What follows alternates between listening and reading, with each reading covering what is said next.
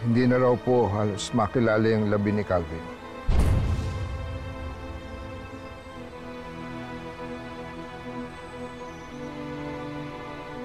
Nakalasog-lasog, mahaling dahil sa pagkakahulog sa talon. Hindi kaya doon sa lakas ng ragasan ng tubig kung saan siya natagpuan. Inabot din kasi ng ilang araw bago nakuha sa pagkakababad sa tubig sa ilalim.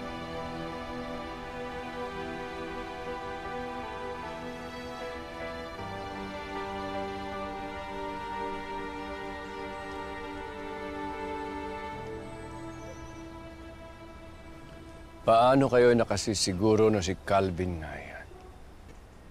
Kinumpirma po ng doktor nung gumawa ng DNA test.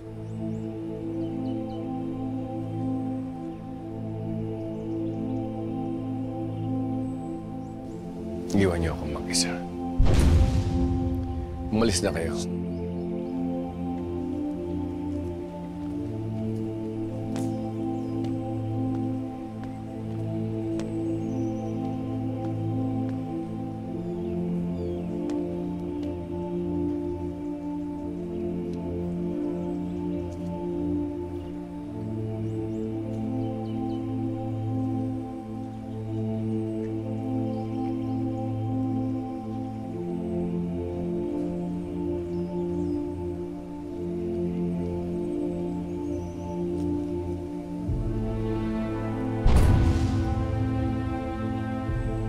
Pinalaki kita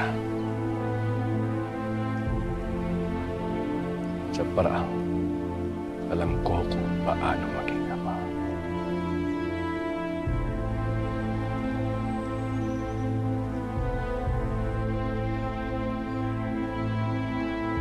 Pero lumaki kang suway.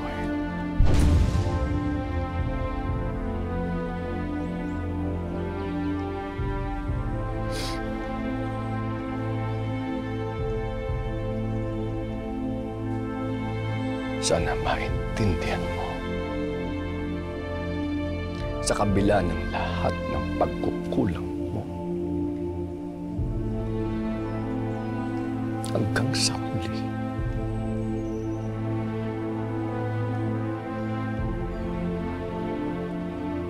ginusto kong protektahan ka. Ayoko madamay si Calvin sa gulo sa Panangga.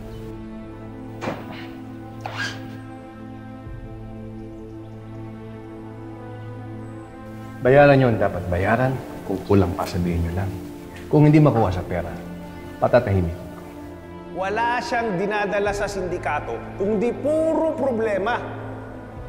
Kaya dapat, pag-isipan mong mabuti kung siya talagang susunod sa'yo. Eh, tarantado ka pala talaga eh! Calvin! Bobo ka naman talaga eh! Tama na! Nolan! Hindi ko na may babalik ang buhay ng pamilya mo. Pero maaari ko kayong bigyan ng magandang buhay. At si Cal, ipadadala ko siya sa Amerika bukas na hindi na kayo magkakita.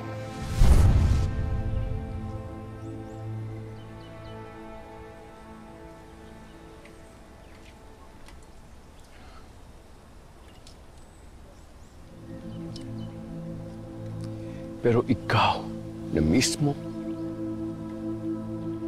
ang nagdala sa sarili mo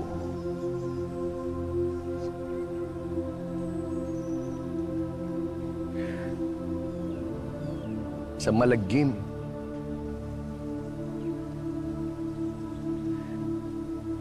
na katapusan